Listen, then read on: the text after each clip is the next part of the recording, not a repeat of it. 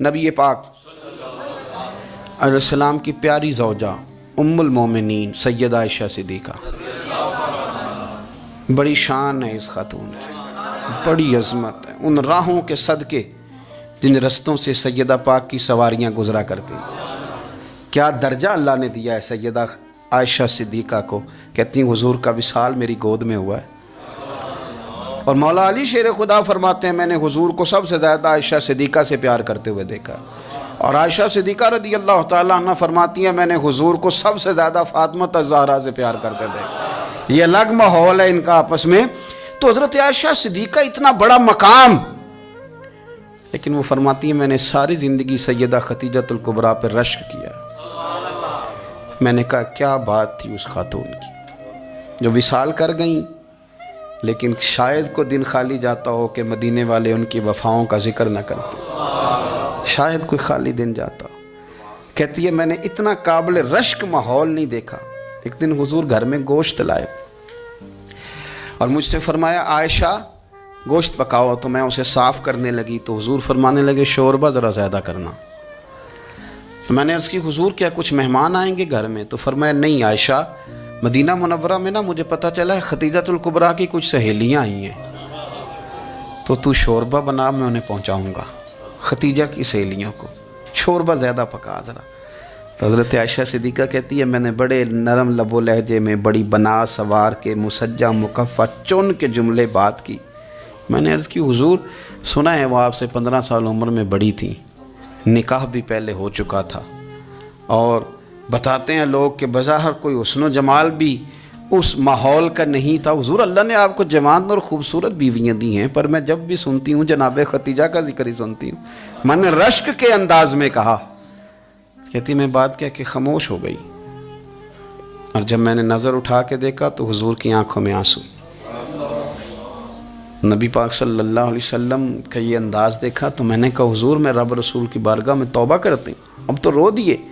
تو حضور فرمانے لگے عائشہ یہاں جو بھی آیا ہے نا وہ سکھوں اور آسانیوں کے دنوں میں آیا ہے، اور خدیجہ میری ان دنوں کی ساتھی تھی جو میرے تکلیف کے دن تھے، میری آزمائشوں کی، میری پریشانیوں کی میری ساتھی تھی۔ جب لوگ مجھے تکلیف دیتے تھے میں گھر جاتا تھا تو مجھے کہتی تھی حضور آپ تو صلہ رحمی کرتے ہیں، غریبوں کا بوجھ اٹھاتے ہیں، آپ تو لوگوں کے ساتھ محبت سے پیش آتے ہیں، حضور آپ پریشان نہ ہو، آپ کا رب آپ کو ہمیشہ عزتیں ہی عطا فرمائے گا۔ فرمایا وہ میری تکلیفوں کی اسے کیسے، میرے بھائی رشک کیا لوگوں نے ایک دوسرے پر، حسد نہیں کیا۔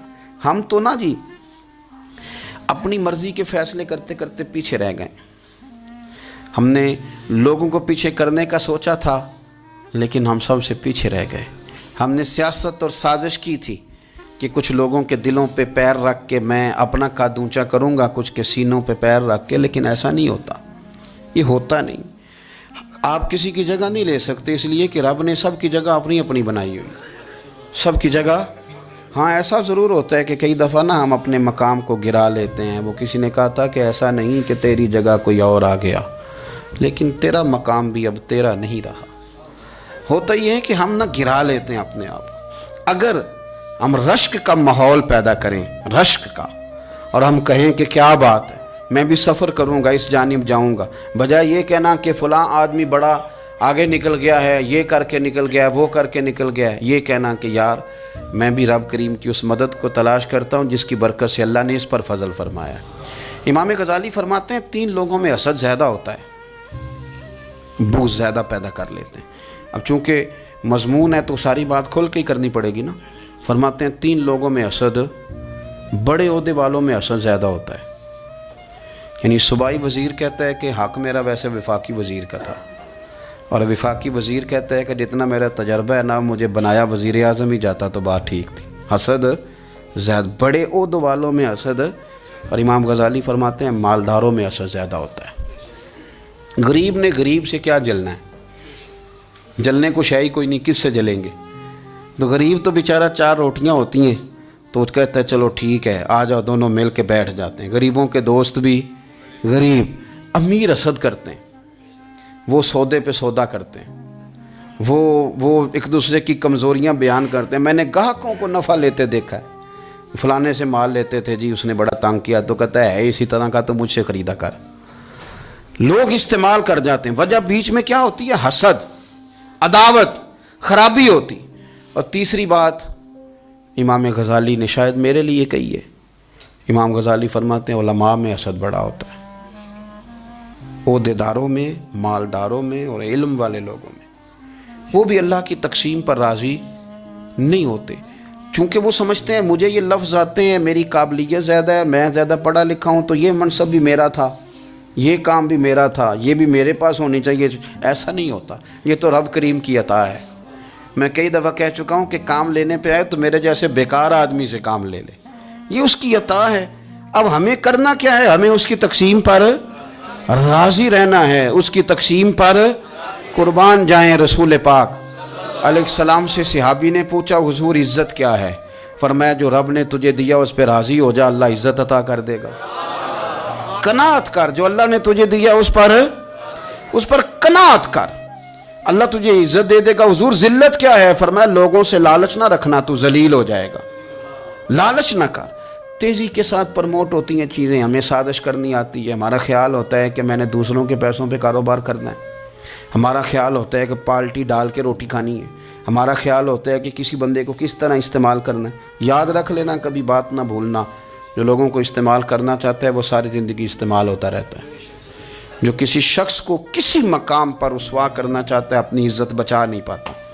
जो आदमी लोगों को हकीर जानता है अल्लाह उसे कभी इज़्ज़तें अता नहीं करता, वो गढ़ों के अंदर गिरता चला जाता है। याद रखें, जो इज़्ज़तें देनी शुरू कर दे रब उसे बाइज़्ज़त बना देता है। जो प्यार करना शुरू कर दे मुआशरे में लोग उससे प्यार करने लग जाते। जो किसी, देखें, अगर हम वहाँ से मांगे जहाँ से सबको मिलता है तो फिर बंदों पर इतनी नज़र रखने की ज़रूरत बाकी रहती नहीं है। उधर देखें, रश्क करेंगे तो लालच से भी बचेंगे, हसद से भी बचेंगे। बुखारी मुस्लिम में हदीस है, हज़रत अबू हुरैरा रज़ी अल्लाह ताला अन्हु कहते हैं हम हुजूर की बारगाह में हाज़िर थे तो कुछ गरीब लोग हाजिर हुए, गुरबा। उन्होंने अर्ज़ की या रसूल अल्लाह सल्लल्लाहु अलैहि वसल्लम में गुजारिश करने आए। हुजूर ने फरमाया कहो। या रसूल अल्लाह अमीर तो हमसे आगे निकल गए। हुजूर ने फरमाया किस बात में? अर्ज़ की हुजूर नमाज़ों में नहीं हम गुजरने देते, इतने नफल वो पढ़ते हैं उतने हम भी पढ़ लेंगे। सही बताना सही, आजकल ये नमाज़ों का मुकाबला भी है कि नफल मैंने ज़्यादा पढ़ने, इबादत मैंने। हमारे अस्हाब रहमतुल्लाह अलैह फरमाया करते थे आस्थानों पे गद्दी नशीनों का तो रौला होता है, अल्लाह अल्लाह करने का रौला नहीं होता। ये तो शोर होता है कि सज्जादा मैं हूँ सज्जादा, और सब ने कोई ना कोई कहानी सुनाई होती, कहते नहीं अब्बा जी मुझे कह गए थे कान में, दूसरा कहता नहीं मुझे लिख के दे गए थे, तीसरा कहता तुम्हें तो पता ही नहीं, तुम थे ही नहीं, उम्रे पे तो मेरे साथ गए थे, जो मेरे साथ उनका मुआहदा हुआ वो खाना काबा में हुआ है, लिहाजा मेरा पहला नंबर है।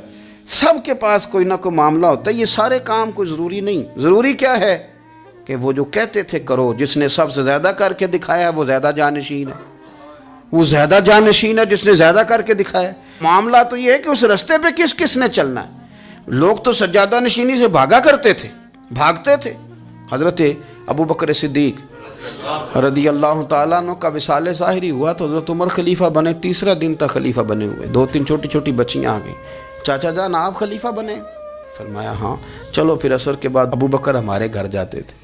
फरमाया पुत्र तुम्हारे घर क्या है? कहने लगी हम यतीम है, हमारा भाई कोई नहीं।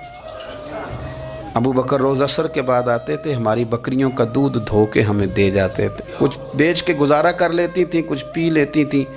चचा 3 दिन हो गए, मेरी अम्मा भी रोती है, बहनें भी रोती, आप चलेंगे?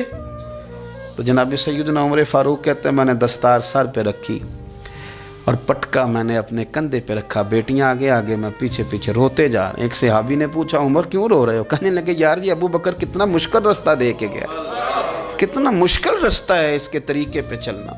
ये लोग तो सज्जादा नशीनी इतना कठिन काम था, लोग भागा करते थे। शौक आ गया, अब